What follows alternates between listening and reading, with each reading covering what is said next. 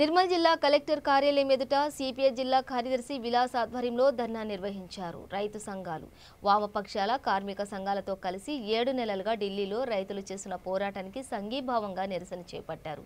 నల్ల చట్టాలు రద్దు చేయాలని, పెట్రోల్, డీజిల్ ధరలు తగ్గించాలని వారు డిమాండ్ చేశారు.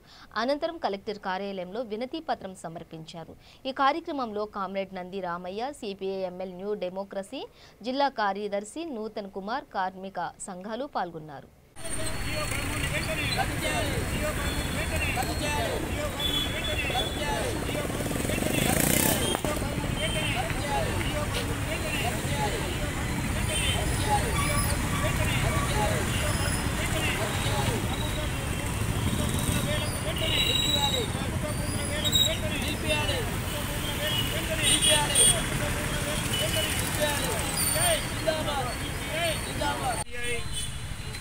రాష్ట్ర సమితి పిలుపు మేరకు అన్ని జిల్లా కలెక్టర్ కార్యాలయం ముందు ముట్టడి కార్యక్రమం చేపట్టడం జరుగుతుంది.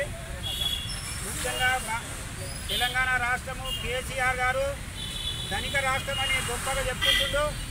ఈరోజు రాష్ట్రంలో అన్ని భూములు అమ్ముకోవడం జరుగుతుంది. ఇది చాలా సిగ్గుచేటైన విషయం.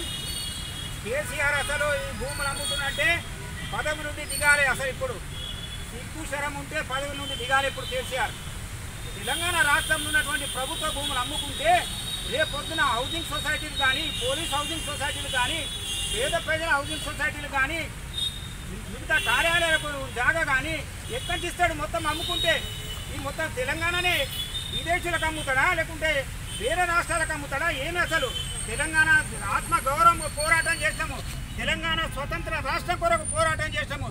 ఈరోజు భూములు అమ్ముకోవడం జరుగుతుంది. చాలా సిగ్గుచేటైన విషయం. ఇది ఏదంటే జియో నంబర్ 13 ఉన్నదో దాన్ని వెంటనే రద్దు చేయాలని ఈరోజు మేము డిమాండ్ చేయడం జరుగుతుంది. అదేవిధంగా హైదరాబాద్, మేడ్చల్, రంగారెడ్డి జిల్లాలతో సహా రాష్ట్రంలో అనేక జిల్లాలలో చెరువులు, కుంటలు, బఫర్ జోన్లు, ప్రభుత్వ పార్కులు, ఈ రియల్ ఎస్టేట్ వ్యాపారులకు, అధికార ప్రజాప్రతినిధులకు, అదేవిధంగా ఈ వాళ్ళ చేతిలో బందీ అయినాయి. అధికార ప్రతినిధులు, ఎమ్మెల్యేలు, ఎంపీలు ఈ చెరువులు అమ్ముకుంటున్నారు, ఈ ప్రభుత్వ భూములు అమ్ముకుంటారు. అది వెంటనే ఆపాలని మేము ఈరోజు డిమాండ్ చేస్తున్నాం. అట్లాగే రాష్ట్రంలో ఈ ప్రభుత్వ భూముల వేలం ఆపేయాలి. ఈ వేలం ఆపి జియో నంబర్ వెంటనే 13 ఉపసంహరించాలి. పేదలకు ఇళ్ల స్థలాలు ఇవ్వాలి.